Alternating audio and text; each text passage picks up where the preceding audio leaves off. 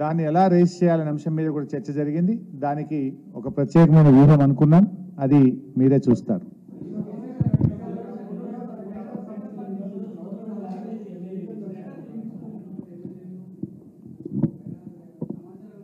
పూర్తి సమాచారం పార్టీకి ఇచ్చి పార్టీ అనుమతితో మాత్రమే వెళ్ళారు. ఒకరు వాళ్ళు వేరే దేశంలో ఉండడం జరిగింది, పార్టీకి చెప్పి వెళ్ళారు.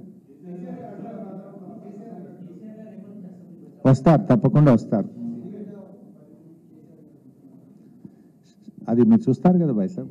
శాసనసభ శాసన మండలి పక్షం వెళ్ళాలని నిర్ణయం తీసుకున్నాం.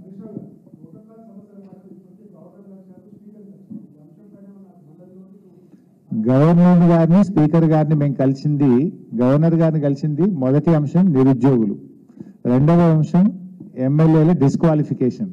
ఆ రెండు ప్రధాన అంశాల మీద గవర్నర్ గారిని కలిసాం. స్పీకర్ గారిని కలిసినప్పుడు ఎమ్మెల్యేలను డిస్క్వాలిఫై చేయాలని చెప్పి ప్రోటోకాల్ అంశం మీద స్పీకర్ గారిని కూడా కలిసాం. సభలో కూడా మాట్లాడతాం.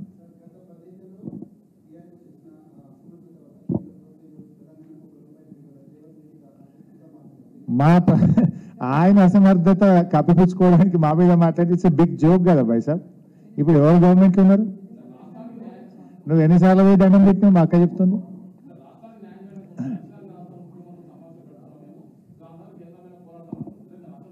ఫస్ట్ నీ 8 మంది ఎంపీలను కూర్చోబెట్టి పార్లమెంట్లో మీరు రాహుల్ గాంధీని మాట్లాడమని, తెలంగాణకు పైసలు ఎందుకు ఇవ్వలేదు రాహుల్ గాంధీని అడుగుమని పార్లమెంట్లో. ఎందుకు మాట్లాడాడు రాహుల్ గాంధీ?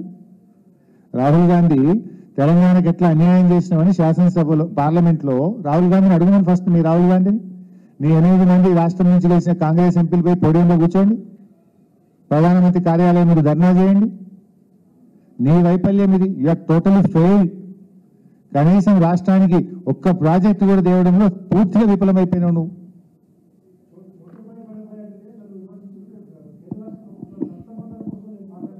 ఏమైంది మరి?